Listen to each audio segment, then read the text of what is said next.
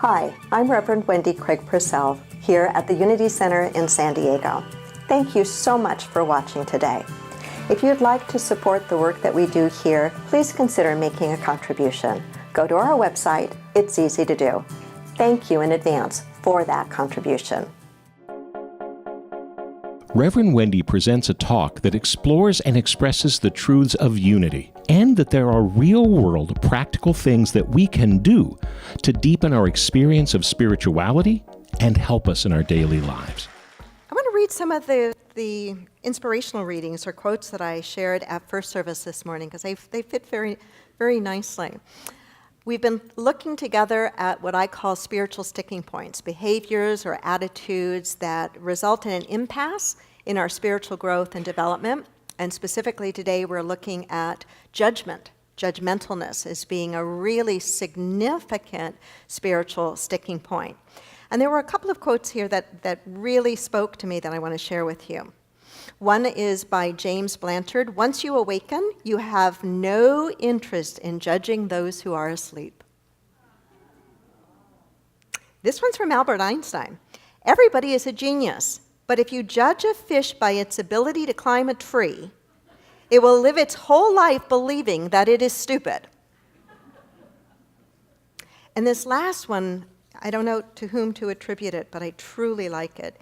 Do not judge my story by the chapter you walked in on. Do not judge my story by the chapter you walked in on, right? Sometimes we meet people during a chapter of their lives that is a really challenging or painful one. And I don't know how it is for you, but if I am challenged, if I am in pain, if there's something really tough that I'm dealing with, I'm not my best self. Is that true for some of you as well, right? And it may not be pain or a difficulty or a challenge that I'm at liberty or feel that it's appropriate for me to share with you, and yet you're walking into my life at a particular chapter in my life, and you may be judging my whole life by that chapter.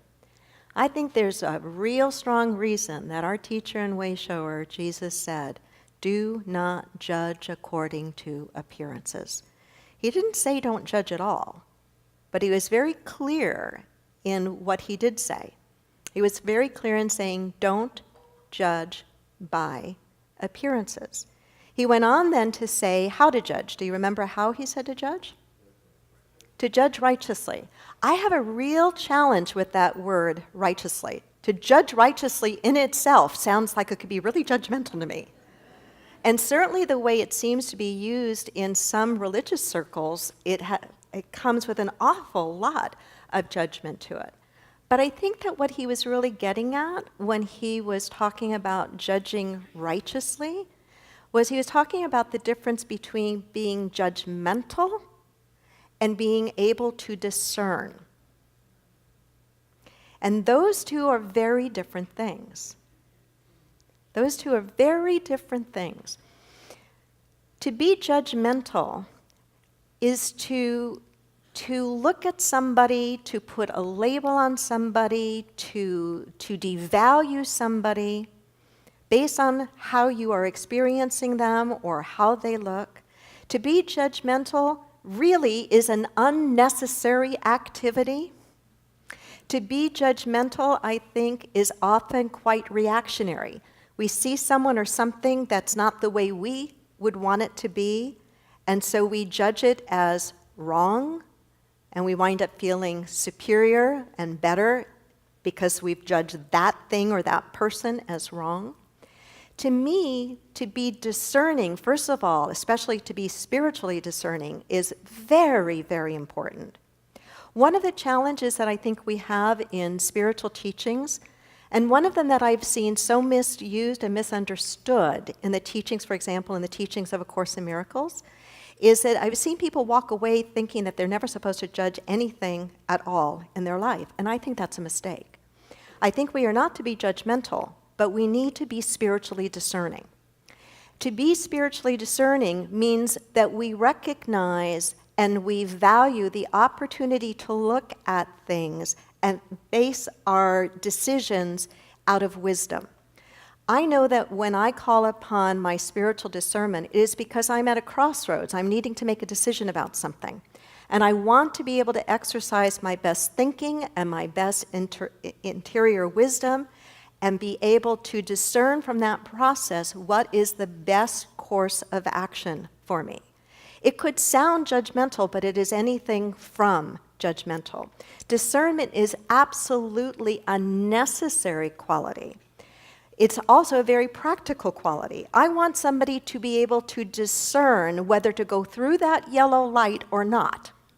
Because my physical safety, or the safety of another, may be in the hands of their ability to discern whether to go through that yellow light or not. And we could think of many, many examples that would fit that. So I wanted to clear that piece up, the difference between judgmentalness, or as my friend and our staff member Kim Kennedy calls it, judgy. When we notice we're being a little judgy, the difference between that and spiritual discernment. So we're not talking about spiritual discernment, we're talking about judginess today. And judginess, the more we do it, the better we get at it. And it's not something we want to get good at. It's really something that is a sticking point. To the degree that we are a judgy, judgmental person, to that degree we're going to be stalling our spiritual growth and our spiritual awakening. Judgmentalness stems from something inside of us that we must be willing to take a look at. I want to share with you 4 reasons that people sometimes are motivated to be judgy or judgmental.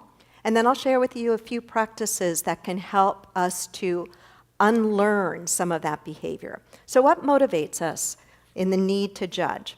I think that sometimes we judge others because of how we are feeling, particularly when we are feeling insecure.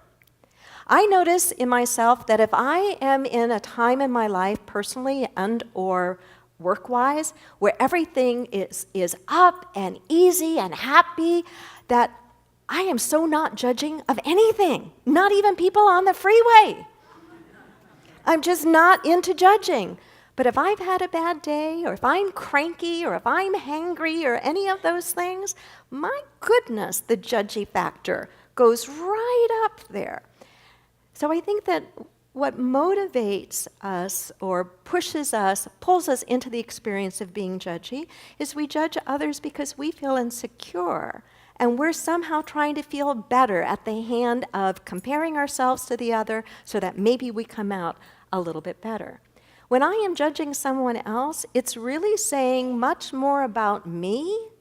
I know you know this. It's saying much more about me than it is saying about the one I am judging. I remember my minister, Reverend Robert Stevens, saying to me, "Be careful when you point your finger at anyone over anything." Go ahead, point your finger at me. What do you notice as you're pointing your finger at me? You got 3 fingers pointing back at you. That was one of those Sundays I was mentally arguing with Bob. It's like, I know he's right, but why does he always say those things, those gotcha things, right? Why does he always say those gotcha things? Because it is in those gotcha moments that sometimes I think we can do our very, very best growing. So when we are in that judgy state, it's really revealing more about ourselves than it is about the person or thing we're judging. Second, some people judge because they really do feel superior. Have you noticed how we have a fair amount of that going on in the world right now? Called white supremacy, right? But there's all different versions of that, right? There's all different versions of feeling, groups of people feeling superior to other groups of people. It's at the heart of what's going on with white supremacy. It's underneath Islamophobia, homophobia, whole groups of people feeling, I am better than, we are superior than you are. And it's not just in the last few years. Think about Christianity, the early days of Christianity. Think about the Crusades. Don't think too long about them, but think about the early days. Think about missionaries. What was the focus? What was the purpose of a missionary going to the continent of Africa? Conversion. And why? Superiority. Our God is superior to your God. We are superior people to you, never taking the time to really understand who were the people that were there managing to live happily the way that they lived for eons, but instead coming in with this mindset, right? We are superior to you. Anytime a group of people does that, anytime a group of people feels superior to another, there is not only going to be a disconnect, but there is such a huge potential for danger and for true harm. Bringing it closer to home where maybe we live, maybe what we experience are all sorts of racist or homophobic or Islamophobic kinds of conversations and comments. And as people who are attempting to live lovingly and peacefully and in the unity way, sometimes we water that down and we overvalue being nice and not making waves, so we don't say anything. I believe when we do not speak truth to power, when we do not stand up for what is right, that we are silently complicit in continuing what is wrong. One of our members shared with me just this morning, having visited family members very recently in what she called the buckle of the Bible Belt, an area where everybody knows everybody and everybody's very, very friendly with everybody within that own mindset, and doors are left open and people just pop into each other's houses. And so our member was visiting one of her family members in such a community, and she was fixing herself some food, and in walks somebody she had never met before, but a neighbor to her family member. And they started to chat a little bit, and the neighbor said, "And where are you from?" And our member said, "From California." And and the neighbor said, "Oh, how's that working for you?" And our member said, "Well, I don't know what you mean. What's there not to love about California?" And the neighbor said, "You have all those Mexicans, and you have all those gay people." And our member said she had to fight back the rage and the anger. And she looked at the person and said, "I happen to love Mexicans, and I happen to love gay people."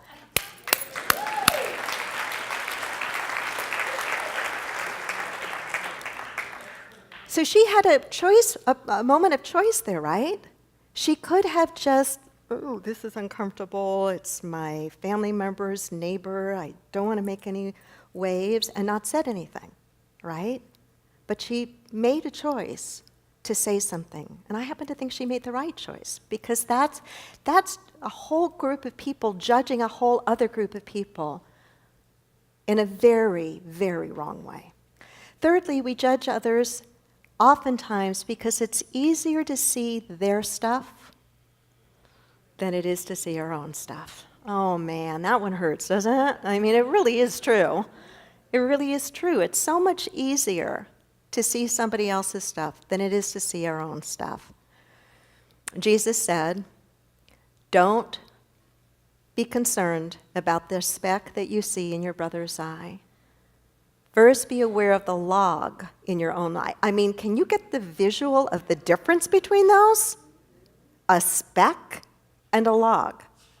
Don't be concerned about the speck in your brother's eye. Deal with the log in your own eye first. First, remove the log in your own eye, then you will see how? See clearly to be able to remove the speck in your brother's eye. I think if we were sitting round circle with him, and so let's go, "Hey, JC, let's go a little deeper on this." I think he may have even said something like, and when you really deal with the log in your own eye, you're probably either not going to even see the speck in the other person's eye, or you're going to realize it was the fogginess the lens through which you were looking all along, or it's just going to be not an issue. Anyway, that's the way my Jesus is. I don't know how your Jesus is, but that's the way my Jesus is. So we often will fall into the habit of judging others because it is easier for us to notice in them what we are failing to notice and deal with inside of ourselves. I think a fourth reason is we sometimes judge others out of expediency. I mean, in a way, at least partially, if not totally, The whole idea of profiling, racial profiling or any other kind of profiling, is a little bit like that. We go ahead and we gather information about a group of people, and then we create a box, and we put everybody that fits that look in that box. And then we treat that box a certain way, different from this box over here. There's a lot of danger in that. Have you noticed how we don't all neatly fit into a little box? Have you noticed how we are each unique and different?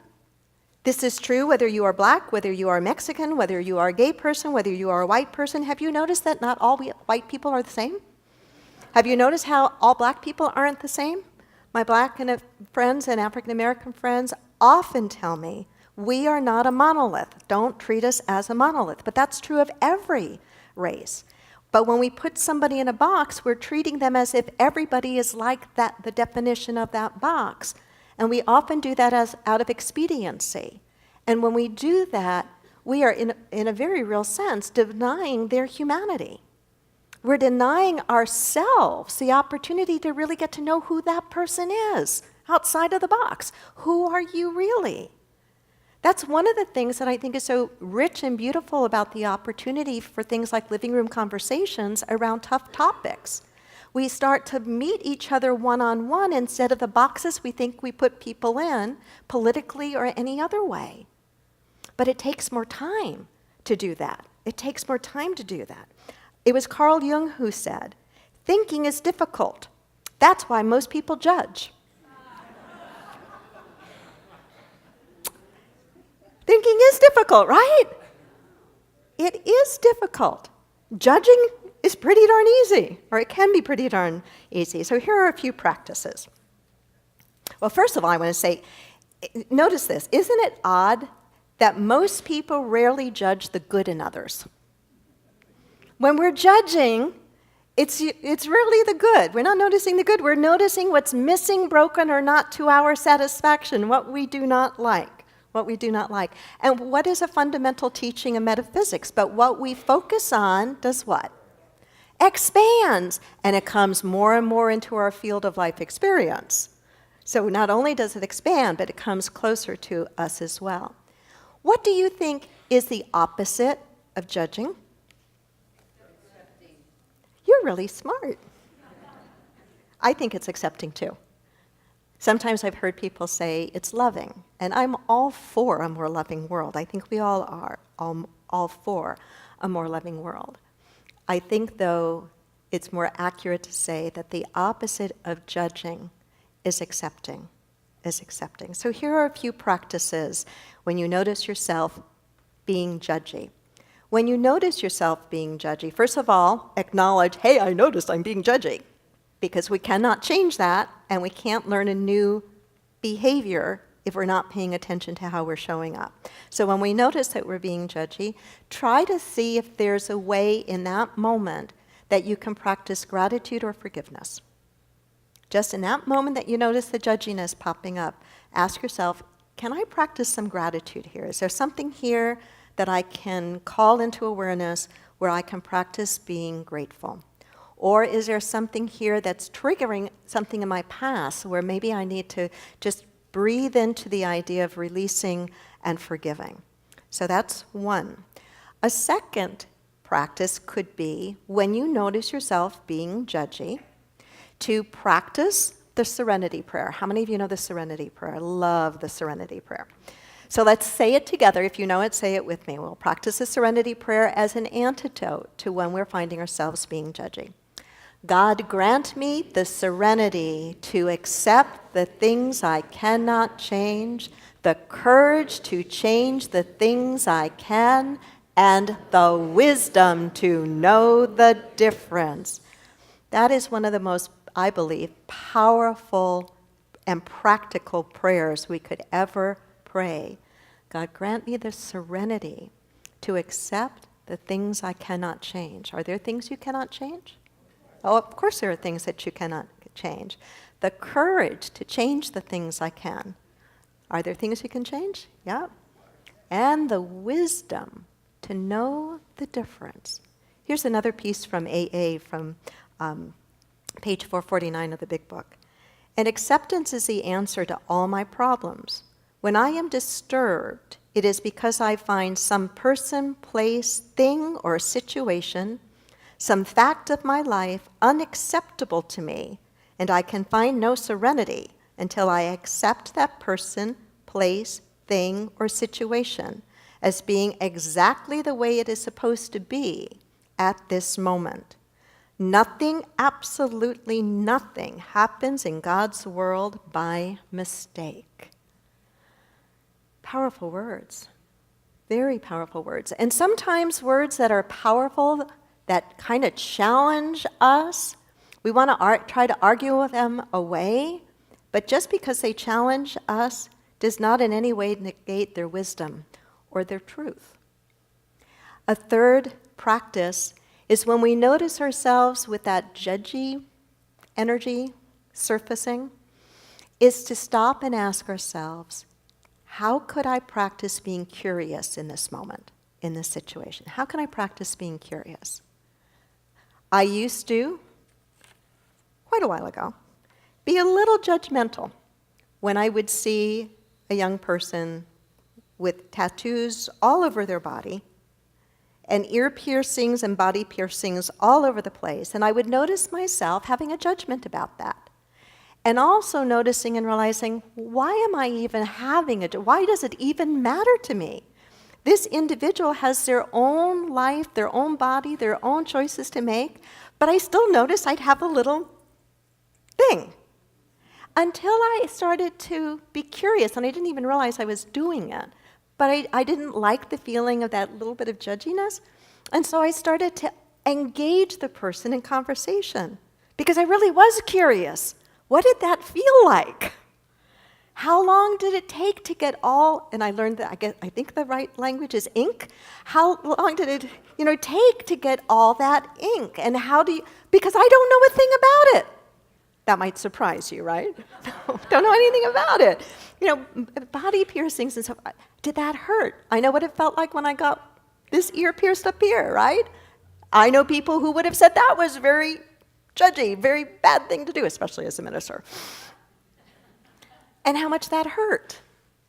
And so curious. And I noticed that just the simple act of moving into genuine curiosity changed the entire way I felt, and it was fun. I got to learn things. I got a connection. This is coming to me, maybe it's come to you before. When I judge somebody, I'm setting up a barrier, a wall between me and them. When I'm curious, it's an invitation to engage. And that feels very different, both in the giving end and in the receiving end. And then I'll share another with you that wasn't, first service didn't get this, because this was given to me by somebody in first service. And this is something that they do when they notice that they're in that judgy state. That instead of going to that place, they said when they're in that judgy state, they notice that they are labeling things, this is right, this is wrong. And it's a concept of right, not right, wrong. Get the difference? Right, not right. And this is what Kevin wrote. When I judge right, wrong, I move into superiority. When I judge right, wrong, I'm moving into superiority. When I think of someone or something as not right, I'm moving into the awareness that it's not right for me. And that's very different. I thought that subtlety that was powerful. The realization, it's just not right for me. That does not mean it's wrong. It just means that is not right for me. Our whole world would feel and look so very different if we could lessen the way that we judge one another. And I really do believe it's why Jesus put a fair amount of emphasis on the idea of transcending the usual tendency, human tendency, to judge. So when we notice that coming up in ourselves, we've got some tools. We can look back and we can ask of ourselves, what seems to be triggering this right now? Am I in a place in my life right now where I'm just not feeling very good about me, and therefore it's easier for me to look out and compare with others and find a way to pull others down so I don't feel so bad about myself? What's motivating the judginess that I'm noticing in myself? And when I notice that judginess, what are some of the things that I can do to kind of change that? I'll close with one last thing that somebody was asking me as I came through the line at first service. He said, okay, Wendy, but I don't know what to do about the driver that drives crazy on the street, and I just am judging them. I'm just judging them so much. And I said, well, in that judging, are they driving any differently as you're judging them? She said, no. I said, and how is that working for you? How do you feel? Do you feel good while you're doing it? No. I said, well, what you could do is you could practice blessing them. You could truly blessing them, truly holding the energy of light and peace surrounding them with that. Because you're probably judging them and they're driving out of fear. You're concerned about either your own safety or the safety of others. And if you're really concerned about that, adding your judgment and anger energetically to that doesn't help to lower the energetic morphic field. But blessing and surrounding them with the energy of light just might help them arrive safely. And I shared this with you once before. And when I find myself in that place, I imagine them rushing to the hospital for a baby being delivered, or rushing somewhere. Now, I happen to think a lot of people must be having babies lately. But it works for me. Take what works for you and work it in your life. That's all that unity is about. Namaste. The Unity Center, spiritually progressive, socially responsive, radically inclusive. We have services on Sundays at 9 and 11. Many people enjoy Reverend Wendy's talks and meditations and aren't able to attend the Unity Center in person. If you're part of our extended family from around the world and would like to help support the Unity Center, please go to our website or download our free app, which offers even more ways to connect with the Unity Center. Namaste.